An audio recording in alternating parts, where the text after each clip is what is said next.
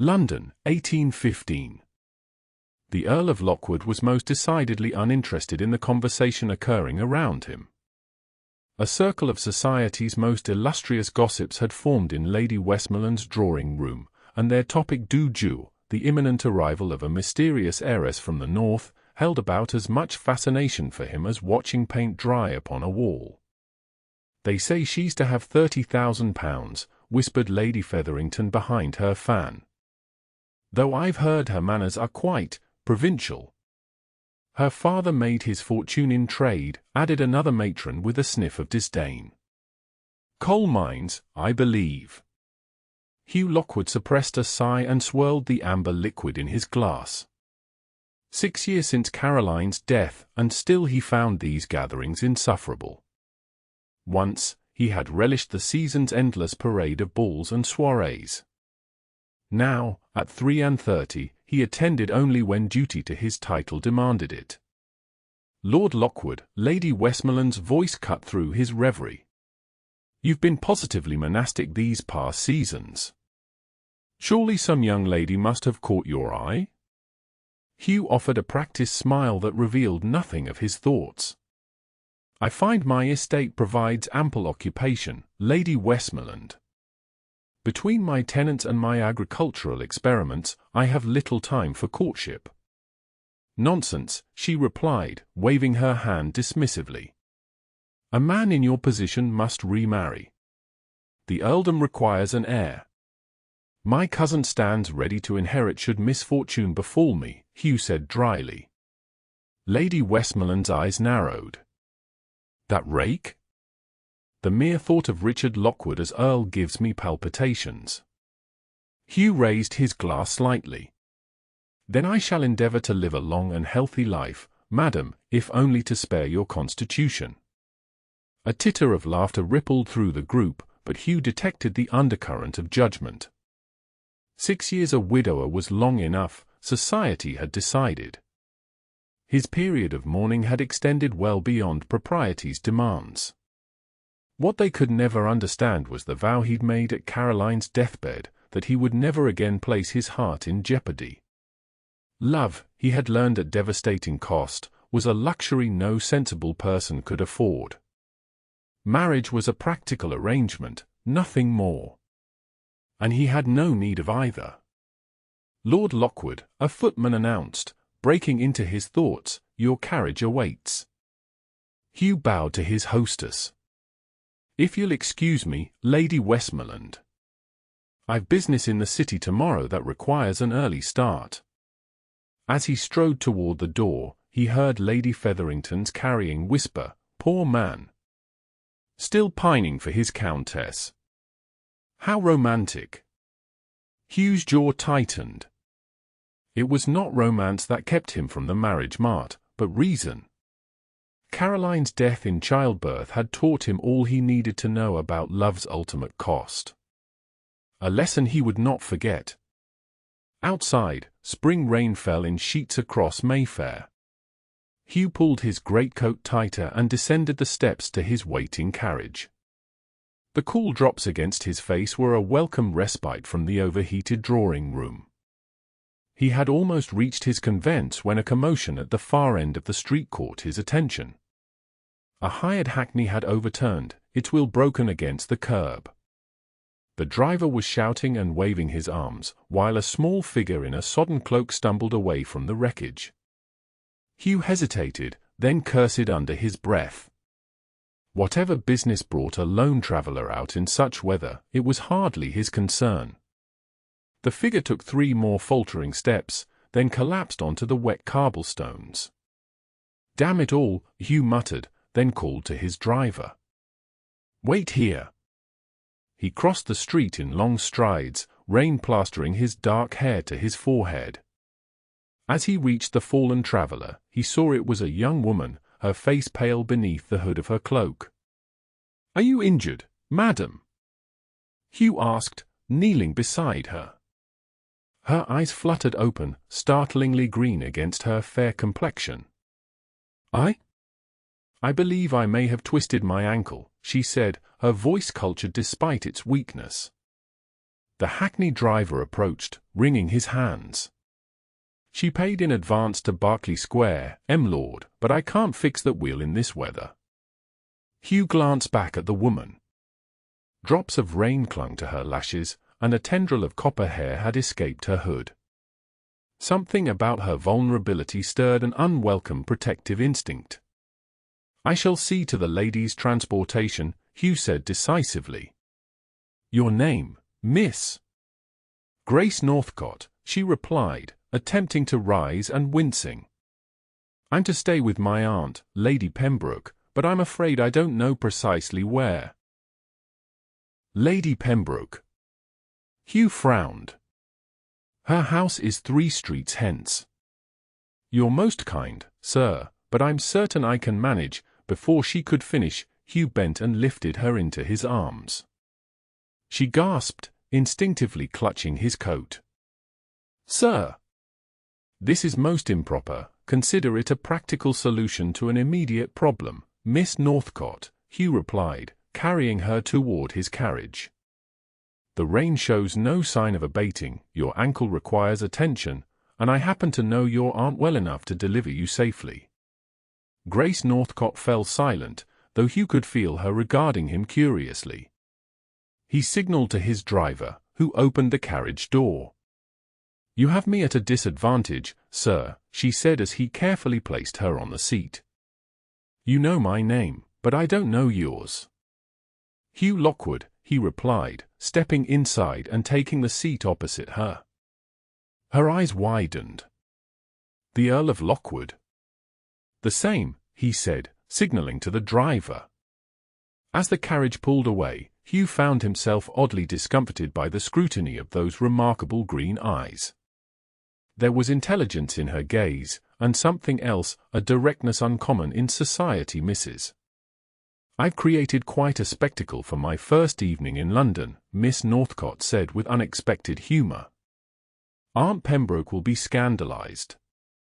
"I doubt it," Hugh replied. "Your aunt was a renowned horsewoman in her youth who once rode astride through Hyde Park on a wager. She is not easily shocked." A smile transformed Miss Northcott's face, lending a sudden warmth to her features. "That explains much about her correspondence. She's been insisting I come for the season these past 3 years. And yet you've resisted until now." "My father's health has been poor," she explained, her smile fading. "I could not leave Yorkshire while he needed me. But he passed at Christmas, and Aunt Pembroke was most insistent." "My condolences," Hugh said, recognizing the shadow of grief that crossed her face. "Loss is never easy." She met his gaze directly. "No. I understand you are well acquainted with that truth, my lord." Hugh stiffened, unused to such forthright acknowledgment of his own loss. Most of society either whispered behind his back or prattled empty platitudes to his face. "Forgiveness, please," she said quickly, reading his reaction. "My father always said my tongue runs ahead of my sense. It was not my place to speak so personally." Hugh found himself unexpectedly disarmed by her apology. "Your observation was accurate, if unexpected. Society generally prefers comfortable falsehoods to uncomfortable truths. Perhaps that explains why I've always felt so ill-suited to society," she replied with a small smile.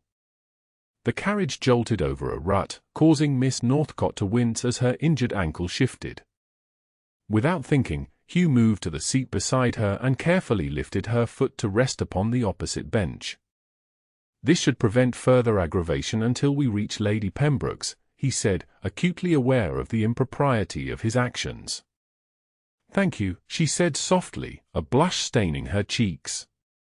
They rode in silence for several moments, the rhythmic patter of rain against the carriage roof oddly soothing. Hugh became uncomfortably aware that this was the longest private conversation he'd had with a young woman in years.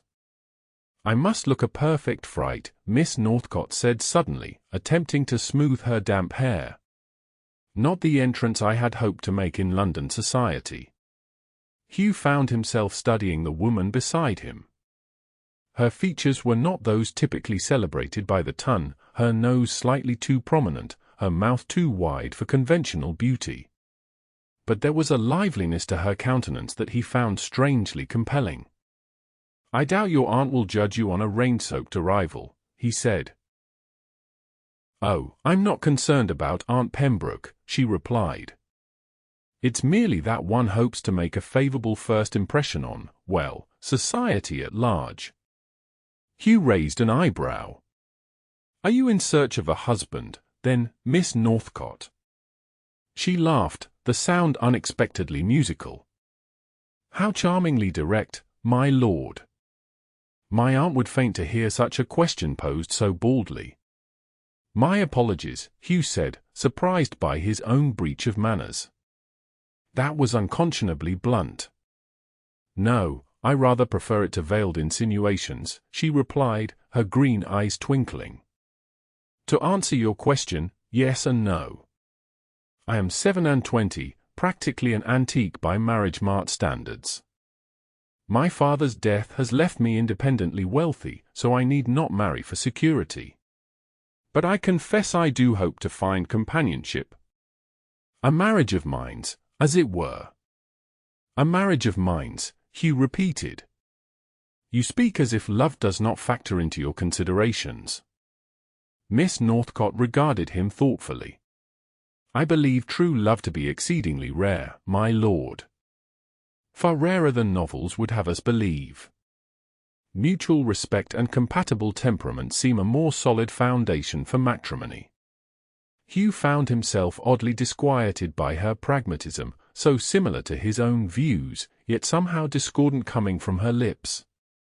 "We've arrived," he said as the carriage slowed before an elegant townhouse. The door was flung open before Hugh could even assist Miss Northcott to the ground. Lady Pembroke, a formidable woman in her 6th decade, stood silhouetted in the doorway. "Lockwood? What on earth?" She stopped abruptly, seeing Grace. "Good heavens, child, you're soaked to the bone." "A minor mishap with my transportation, Aunt," Grace explained as Hugh carefully lifted her from the carriage. Lady Pembroke's sharp eyes missed nothing. "Injured, are you? Bring her in, Lockwood. Quickly now." Within moments, Grace was installed in the drawing-room, her sodden cloak removed and her ankle being examined by Lady Pembroke's personal physician, who had fortuitously been dining with her that evening. "A slight sprain," the doctor pronounced. "Rest, elevation, and cold compresses for 3 days. No dancing for at least a fortnight, I'm afraid." Grace looked crestfallen. "But the Millfield ball is next week." "I've been promised an introduction to the Millfield ball will happen without your attendance, my dear," Lady Pembroke interrupted. "Your health takes precedence." Hugh, who had remained by the door, cleared his throat. "If you've no further need of me, Lady Pembroke," "Nonsense," the older woman declared. "You've rescued my niece from a downpour and possibly worse. The least I can offer is a brandy while your coachman warms himself in the kitchen." 20 minutes later, Hugh found himself seated across from Grace in Lady Pembroke's drawing-room, a fine brandy in hand while the lady herself had gone to oversee preparations for a late supper. "I must thank you properly for your assistance, Lord Lockwood," Grace said, her ankle now wrapped and propped on an ottoman. "It was most gallant." Hugh dismissed her thanks with a wave. Any gentleman would have done the same. "I'm not entirely convinced of that," she replied with a small smile. "But it seems I've inadvertently discovered the benefit of distressed damsels. They're immediately acquainted with the most interesting members of society." "I fear I'm considered rather dull company these days," Hugh admitted, surprised by his candor. "I rarely attend social functions." "Yet you were at Lady Westmoreland's this evening," Grace observed. "She must be quite persuasive." Hugh's lips quirked into a reluctant half-smile. "She threatened to bring her unmarried niece to tour my conservatory if I did not make an appearance." I judged an evening of gossip the lesser evil. Grace laughed, then quickly covered her mouth. Forgive me. That was uncharitable. But accurate, Hugh replied, finding himself oddly refreshed by her lack of artifice. Lady Westmoreland has made it her mission to see me wed again. The moment the words left his mouth, Hugh regretted them. He never discussed Caroline or his widowhood, particularly not with unmarried young ladies.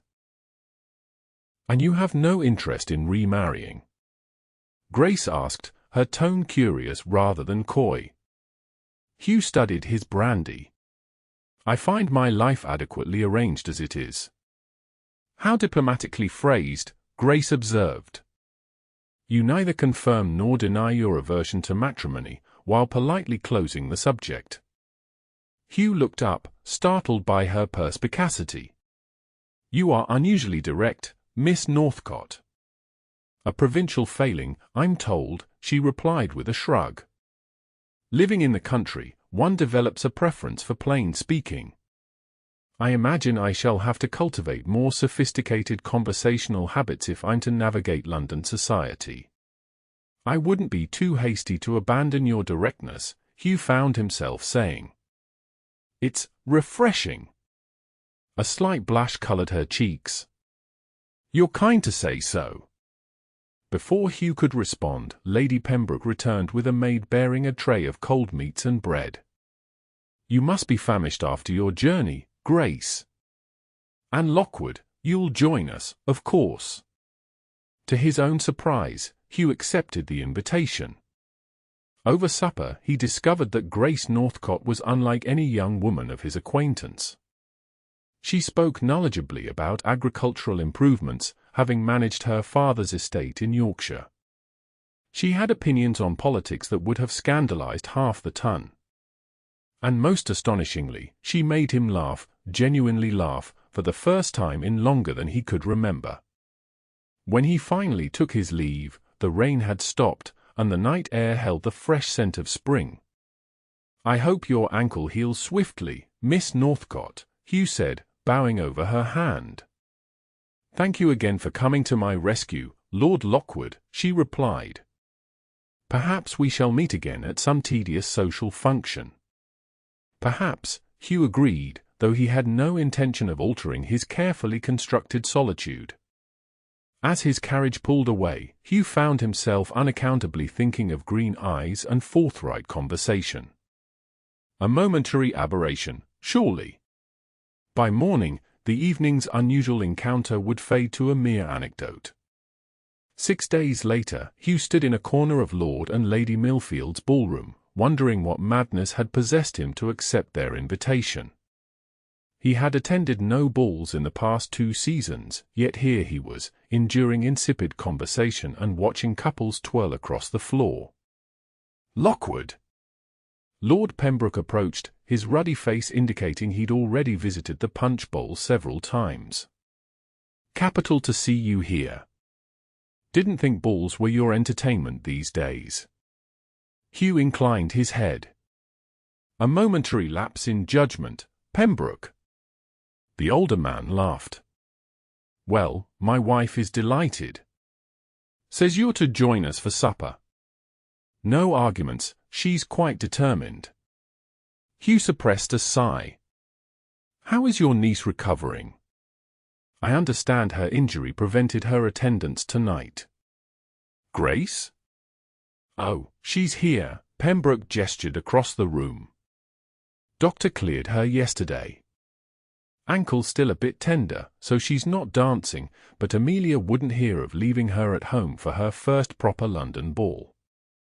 Hugh's gaze followed Pembroke's gesture, and there she was, seated beside Lady Pembroke, dressed in a gown of deep emerald that precisely matched her eyes. Her copper hair was arranged in an elegant knot, with a few artful curls framing her face. She was nodding politely to whatever elderly matron was addressing her, but Hugh detected a hint of restlessness in her posture. Excuse me, Hugh said to Pembroke, then immediately questioned his own sanity as he found himself crossing the ballroom toward Grace. She saw him approaching, and her face brightened with genuine pleasure. Lord Lockwood! I had not expected to see you here. Nor I you, Miss Northcott, he replied with a bow. I was given to understand your injury would keep you from the festivities. My aunt is most persuasive, Grace said with a small smile. Though I confess it's rather dull to attend a ball where one cannot dance. Lady Pembroke, engaged in conversation with the Duchess of Harrington, cast an approving glance their way before deliberately turning her attention back to the Duchess. Hugh found himself uncharacteristically tongue-tied. He who prided himself on his composure in all social situations suddenly could not think of a single appropriate remark. I've been admiring the architecture, Grace said, rescuing him from his momentary silence. This room has the most extraordinary ceiling medallions. Do you suppose they're original to the house? Hugh glanced up at the ornate plasterwork. Millfield had the house renovated about 10 years ago. The medallions were imported from Italy, if memory serves. How fascinating, Grace replied, though her tone suggested architecture was not, in fact, her primary interest. Is this how all London balls proceed? Endless small talk about weather and decor while everyone secretly assesses everyone else's worth and connections. Hugh couldn't suppress a startled laugh. You have distilled the essence of society into one remarkably accurate observation, Miss Northcott. Then I'm not missing much by being confined to this chair, she said with a rueful smile. Though I confess I had hoped to dance at least once. For the experience, you understand. Hugh hesitated, then made a decision that would later astonish him. Perhaps you might consider a turnabout the room? It's not precisely dancing, but it would allow you to observe the proceedings more fully. Grace's eyes widened slightly. I would enjoy that very much, my lord, if you're certain you wish to be seen escorting a confirmed wallflower. I believe I can weather the scandal, Hugh replied dryly, offering his arm. As Grace rose carefully to her feet, Hugh became aware of several heads turning in their direction. The Earl of Lockwood, voluntarily engaging with an unmarried lady? It was precisely the sort of fodder that would feed the gossip mills for weeks. Strangely, Hugh found he did not care. Everyone is staring, Grace murmured as they began a slow circuit of the ballroom. Not everyone, Hugh corrected. Lady Featherington appears completely engrossed in critiquing Mrs. Norwood's turban. Grace's laugh drew even more curious glances. You're very observant, Lord Lockwood. A habit developed from years of avoiding unwanted conversations, he admitted. Like this one, she asked, a teasing light in her eyes. Oddly, no, Hugh replied, surprising himself with his honesty. I find your conversation quite acceptable. High praise indeed, Grace said with mock solemnity. I shall add it to my list of accomplishments, conversation deemed acceptable by the Earl of Lockwood. They had completed half a circuit of the room when they were intercepted by a young man with fashionably arranged golden curls and an expression of barely concealed impatience.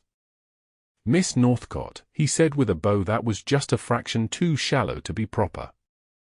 I've been searching for you. Lady Pembroke promised to make introductions. Hugh felt Grace's hand tighten almost imperceptibly on his arm. Lord Lockwood, she said smoothly, may I present Mr. Edward Hartley? Mr. Hartley, the Earl of Lockwood. Hartley bowed again, this time with exaggerated deference. An honor, my lord. I didn't realize you were acquainted with Miss Northcott.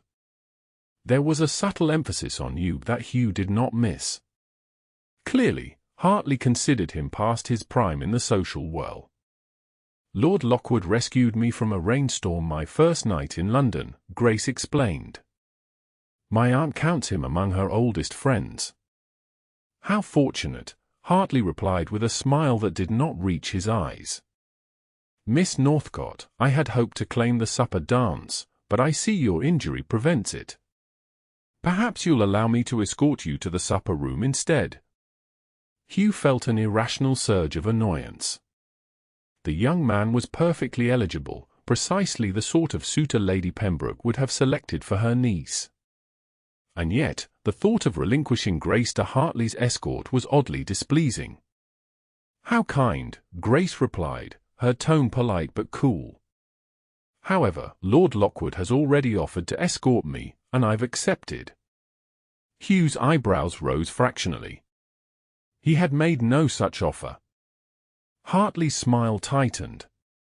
"Another time, then." "My lord." "Miss Northcott." He bowed and withdrew, his posture radiating disappointment. "I believe I've just volunteered my services without my knowledge," Hugh said dryly once Hartley was out of earshot. Grace flushed. "I apologize for the presumption. It was terribly forward of me. I simply couldn't bear the thought of," she stopped abruptly, "of Mr. Hartley's company." Hugh finished, curious. "Of being handed off from one gentleman to another like a parcel requiring delivery," she clarified. "But if you prefer not to, I would be honored to escort you to supper, Miss Northcott," Hugh interrupted, surprised to find he meant it. "Though I should warn you, being seen twice in my company may start rumors." "What sort of rumors?" Grace asked as they resumed their circuit of the room. "That you're either remarkably charitable toward aging widowers or have appalling taste in conversational partners," Hugh replied. Grace laughed, the sound drawing yet more curious glances. "I've never put much stock in rumors, Lord Lockwood. Besides, my considerable fortune makes me the subject of speculation regardless of my company." "Ah yes, your £30,000, Hugh said without thinking. "The topic has been much discussed in drawing-rooms across London." Grace stopped walking, her expression suddenly guarded. "You've been discussing my fortune." Hugh immediately recognized his error. "Not I, specifically. But Lady Westmoreland's drawing-room was abuzz with news of your arrival the night we met." "I see." Her voice had cooled considerably. "And is that why you sought my company this evening?" "To evaluate whether the provincial heiress might suit your requirements." "I have no requirements, Miss Northcott," Hugh replied stiffly. "I am not in the market for a wife." "How fortunate," Grace said, her chin lifting slightly. "For I am not in the market for a husband who values my bank account above my character." The musicians began the opening notes of the supper dance, saving Hugh from having to respond to this remarkably direct statement. Couples moved toward the dance floor, leaving them standing awkwardly at its edge. "I've offended you," Hugh said quietly. "It was not my intention." Grace regarded him for a long moment, then sighed. "No, I've been oversensitive. It's only, since arriving in London, I've had the distinct impression that I'm viewed primarily as a financial prospect rather than a person." "The tongue can be mercenary," Hugh acknowledged. "But for what it's worth, I find your character far more interesting than your finances." A small smile curved her lips. "Even when I'm being unreasonably sharp-tongued." "Especially then," Hugh admitted, offering his arm once more. "Shall we proceed to supper before all the best dishes are claimed?" The tension between them dissipated as they made their way to the supper room, where Lady Pembroke had indeed saved places for them at her table. Throughout the meal, Hugh found himself drawn into conversation with Grace about everything from the latest agricultural journals to her opinions on Byron's poetry. He could not remember the last time he had been so thoroughly engaged. "You see, Amelia," Lady Pembroke remarked to the Duchess of Harrington as the meal concluded, "I told you Grace would take London by storm. Already she's captured the attention of our most elusive bachelor." Hugh stiffened, but before he could correct this misapprehension, Grace spoke. "Aunt, you exaggerate," she said lightly. "Lord Lockwood has simply been kind enough to rescue me twice now, once from the rain, and once from the tedium of watching others dance while I cannot. Kindness from Lockwood, Lord Pembroke chuckled. That alone would set tongues wagging. Hugh shot him a quelling look, which the older man cheerfully ignored. After supper, Hugh escorted Grace back to the ballroom, where she insisted he need not continue his charitable attention. "You fulfilled your social obligation admirably, my lord," she said. "I release you to the solitude I suspect you prefer." Hugh found himself oddly reluctant to leave her side. "Are you certain?" "I'm happy to continue our conversation about the merits of crop rotation." Grace smiled. "As stimulating as that sounds, I cannot in good conscience monopolize your evening. Besides, I spy my aunt signaling that she wishes to introduce me to yet another eligible gentleman." Hugh followed her gaze to where Lady Pembroke stood with a dark-haired young man who was surveying the room with obvious boredom. Lord Nathaniel Farley, Hugh identified him. Second son of the Duke of Wexford. A renowned sportsman and gambler. Rumored to be seeking a wealthy wife to settle his considerable debts. Grace arched an eyebrow. "For someone who avoids society, you're remarkably well informed." "Self-preservation," Hugh replied. "Knowledge is the best defense against unwanted social entanglements." "Well, consider me warned," Grace said with a small laugh. "Though I suspect my aunt will insist on the introduction regardless." Hugh bowed over her hand. "Then I shall bid you good night, Miss Northcott. It has been unexpectedly pleasant." "High praise indeed from the reclusive Earl," Grace replied, a teasing light in her eyes. "Perhaps we'll meet again at some future social obligation." "Perhaps," Hugh agreed, though privately he doubted it. Tonight had been an anomaly, a momentary departure from his carefully ordered existence. Tomorrow, he would return to his solitude, his estate, his life of quiet productivity. Yet 3 evenings later, Hugh found himself at the Marquis of Ravenwood's musicale, scanning the crowd for a glimpse of copper hair. And 2 days after that, he accepted an invitation to Lady Harrington's literary salon, an event he would normally have declined, because he had overheard that the Pembrokes would be in attendance. Each time, his conversations with Grace grew longer, more personal. He learned about her childhood in Yorkshire, her love of botany, her dream of establishing a school for tenant farmers' children. In turn, he found himself sharing thoughts he had not voiced to anyone in years, his experiments with new farming methods, his passion for architecture, even occasional memories of his life before Caroline's death. It was during a stroll through Lady Harrington's conservatory that Hugh realized he had begun to look forward to these encounters with an eagerness that bordered on impropriety. "My aunt tells me you rarely attended such functions before this season," Grace remarked as they paused to admire an exotic orchid. "Yet I've seen you at every event I've attended this past fortnight." Hugh studied the delicate bloom, avoiding her direct gaze. "A coincidence, I assure you." "Is it?" Grace asked softly. "Because I had rather hoped." She let the sentence trail off, but Hugh felt the weight of her unspoken words. A warning bell sounded in his mind. This path led to complications he had vowed to avoid.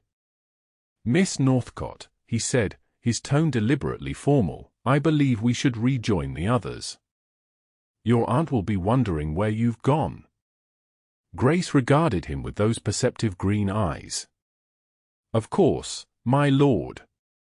Forgive my impertinence." They returned to the salon in silence, a new awkwardness between them. For the remainder of the evening, Hugh maintained a careful distance, engaging in conversation with several gentlemen about hunting prospects rather than seeking Grace's company again. It was better this way, he told himself as his carriage carried him home later that night. Grace Northcott deserved a young man who could offer her the future she sought: marriage, family, love. All things Hugh had forsworn when he buried Caroline. The logical decision, then, was to avoid further encounters. He would return to his previous habits, focusing on his estate, limiting his social engagements, protecting himself from the vulnerability of attachment. For 2 weeks, Hugh adhered to this resolution. He declined invitations, remained at his London house reviewing estate accounts, and told himself he did not miss Grace's lively conversation or the way her eyes crinkled when she laughed. Then came Lady Pembroke's letter requesting his presence at a small dinner party to celebrate Grace's birthday. A refusal would be noted, perhaps even hurtful. Reluctantly, Hugh penned an acceptance. The evening of the dinner, a spring storm rolled in, bringing lashing rain and fierce winds that rattled the windows of Lady Pembroke's townhouse. The intimate gathering included only 12 guests, seated around a beautifully appointed table. Grace, dressed in a gown of deep blue silk, was placed directly across from Hugh. Throughout the first courses, she was animated and charming with her dinner partners, but her conversation with Hugh remained politely impersonal. It was during the dessert course that Mr. Hartley, seated beside Grace, raised his glass in a toast. To Miss Northcott, whose beauty and intelligence have brightened London's drawing rooms these past weeks. May her 28th year bring her every happiness, including, perhaps, a favourable match. There was a knowing quality to his smile that Hugh instantly disliked. Grace accepted the toast with grace, but Hugh noted a certain tension in her expression. Later, as the ladies withdrew to the drawing-room, he overheard Hartley speaking to Viscount Marlowe. £30,000 and no close male relations to interfere, Hartley was saying. She's no beauty, but a man could overlook much for such a fortune. I intend to offer for her before the month is out. Rather mercenary, isn't it? Marlowe replied with a frown. Hartley shrugged. It's a practical arrangement. She gains a title and entree into the highest circles, I gain the means to restore my estate. She's old enough to understand the nature of the transaction.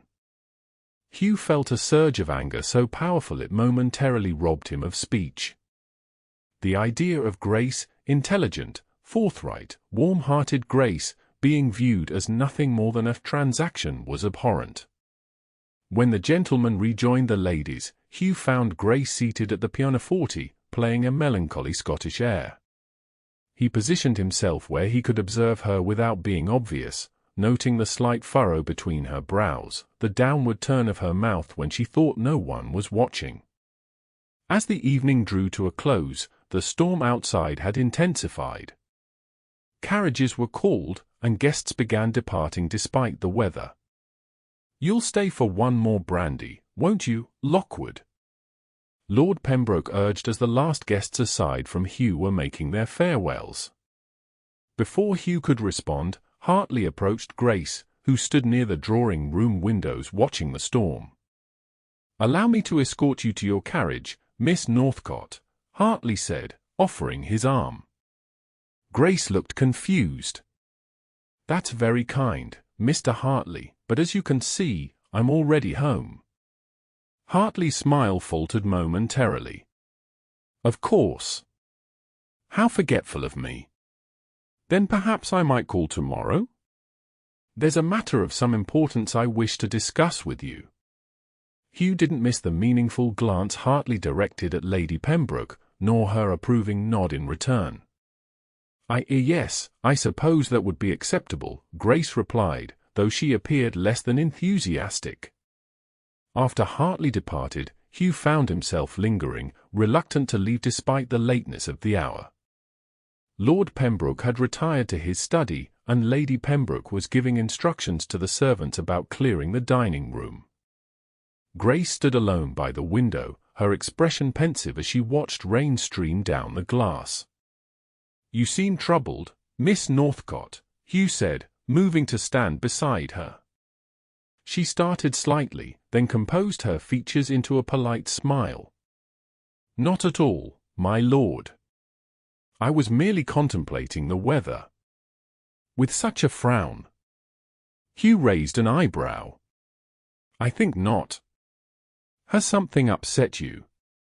Grace hesitated, then sighed. I'm being foolish, that's all. Mr. Hartley intends to propose tomorrow, and while it's precisely the sort of match I came to London to make. You're uncertain, Hugh finished when she trailed off. Yes. She turned to face him fully, her expression troubled. He's handsome, titled, and my aunt approves. By all accounts, I should be delighted. But you're not, Hugh observed quietly. No, Grace admitted. And that makes me wonder if perhaps I've been wrong about what I truly want. Hugh felt a tightness in his chest. What do you want, Grace? The use of her Christian name was improper, but in that moment, formality seemed irrelevant. She looked up at him, vulnerability in her green eyes. I want what I told myself was impossible, a marriage based on more than practical considerations. I want respect, certainly, but also affection. Perhaps even love. The word hung between them, charged with meaning. Love is a dangerous proposition, Hugh said, his voice low. It leaves one vulnerable to unimaginable pain. Yes, Grace agreed softly. But a life without it, is that truly living, or merely existing? Hugh had no answer. For 6 years, existence had seemed sufficient. Now, looking into Grace's eyes, he was no longer certain. Lady Pembroke's return broke the moment. Grace, dear, it's growing late. Perhaps Lord Lockwood should take his leave before the storm worsens further. Hugh bowed, grateful for the interruption. Indeed. Thank you for a lovely evening, Lady Pembroke, Miss Northcott. As he collected his hat and gloves, Grace followed him to the foyer, away from her aunt's ears. Will I see you again, Lord Lockwood? She asked, her voice barely audible above the storm. Hugh hesitated. The prudent answer, the answer that protected his carefully constructed walls, was no. He should retreat to his solitude and allow Grace to make her practical match with Hartley or some other suitable gentleman. I don't know, he said honestly. Disappointment flickered across her face. I see. Then I wish you well, my lord. Hugh stepped out into the rain, his thoughts as turbulent as the weather. His carriage waited at the curb, but instead of entering it immediately, he stood for a moment, letting the rain soak through his greatcoat. What was he doing? For weeks, he had sought Grace's company while telling himself it meant nothing. He had listened to her dreams, shared her laughter, felt more alive in her presence than he had in years, and yet he was walking away. Because he was a coward. The realization struck him with the force of physical blow. He, who prided himself on his courage in all practical matters, was a coward in the one arena that truly mattered. He had used Caroline's memory not as a tribute to their love, but as a shield against the possibility of feeling anything deeply again. A movement at the window above caught his eye. Grace stood there, watching him, her palm pressed against the glass. For an instant, their eyes met through the rain-streaked pane. Then she turned away, disappearing into the house. Hugh made his decision. He climbed into his carriage and instructed the driver to take him home. The next morning dawned clear and bright, the storm having blown itself out overnight. Hugh rose early, his resolve hardened by a night of restless contemplation. By noon he was at his solicitor's office, reviewing documents. By 3, he had visited his banker and jeweller. And by 5 he was once again at Lady Pembroke's door. The butler showed him into the drawing-room, where Lady Pembroke sat alone, a letter in her hands. Lockwood, she said, appearing unsurprised by his arrival. I expected you hours ago. Hugh raised an eyebrow. Did you? A woman my age recognizes when a man is wrestling with his heart, she replied, setting aside the letter. Grace has gone out walking in the park with her maid. She needed air after refusing Mr. Hartley's proposal this morning. Hugh felt a surge of hope. She refused him. Much to my disappointment, yes. Lady Pembroke fixed him with a shrewd gaze. She gave no reason, but I suspect it has something to do with a certain Earl who has been monopolizing her attention these past weeks. Hugh did not deny it. Where in the park does she walk? Lady Pembroke's lips twitched. The path along the Serpentine. She particularly enjoys watching the swans. Hugh bowed. Thank you, Lady Pembroke. Don't thank me yet, she warned as he turned to leave. Grace is stubborn and proud. She won't make this easy for you. Hugh paused at the door. I wouldn't expect her to. The park was crowded with fashionable society enjoying the fine weather after the previous day's storm. Hugh scanned the path along the Serpentine, searching for Grace's distinctive copper hair. He found her seated on a bench beneath an oak tree, her maid stationed a discreet distance away. She wore a walking dress of pale yellow, and her face was tilted toward the sun, eyes closed as if absorbing its warmth. For a moment, Hugh simply watched her, struck by how essential she had become to his happiness in so short a time. Miss Northcott, he said, approaching the bench. Grace's eyes flew open. Lord Lockwood. I didn't expect, that is, I thought after last night. I was a coward, Hugh said simply, taking a seat beside her. For 6 years, I've hidden behind my grief, using it as an excuse to avoid the risk of caring deeply for anyone again. Grace's eyes widened. My lord, you don't have to, please, Hugh interrupted gently. Allow me to finish. When Caroline died, I made a vow never to love again. It seemed the only way to protect myself from that kind of pain. But in doing so, I also closed myself off from living. He took a deep breath. And then I met you, stubborn, forthright, challenging you, and found myself looking forward to each conversation, each smile, each debate. You made me remember what it felt like to be fully alive. Hugh, Grace whispered, her eyes bright with unshed tears. I understand you refused Hartley's proposal this morning, Hugh continued. Grace nodded. I couldn't accept him when my heart was elsewhere. Hope surged in Hugh's chest. And where is your heart, Grace?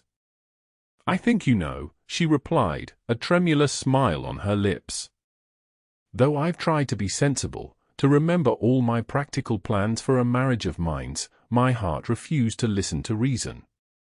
Hugh reached for her hand, propriety be damned. I came today to ask if you would consider a different proposal. Not a practical arrangement, but a partnership based on mutual respect, shared interests, genuine affection, and yes, love. Grace's fingers tightened around his. Are you certain?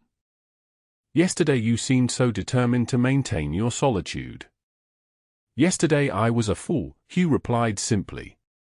Today I am a man who knows what he wants, a future with you, if you'll have me. Tears spilled onto Grace's cheeks. People will talk. They'll say you married me for my fortune, or that I trapped London's most confirmed widower. Let them talk, Hugh said firmly. We'll know the truth. And what is the truth, Hugh? Grace asked, her voice barely above a whisper. Hugh smiled, feeling lighter than he had in years. The truth is that a man who vowed never to love again carried a rain-soaked woman home one night, and in doing so, carried himself back to life. Grace laughed through her tears. That sounds suspiciously like the plot of a novel. Perhaps, Hugh conceded. But I prefer to think of it as our story. And I very much hope it ends with you agreeing to become my wife. Yes, Grace said, her eyes shining. Yes, I will marry you, Hugh Lockwood.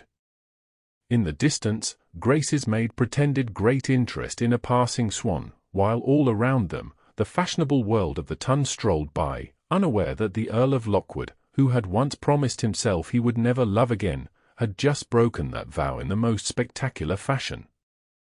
And he regretted nothing.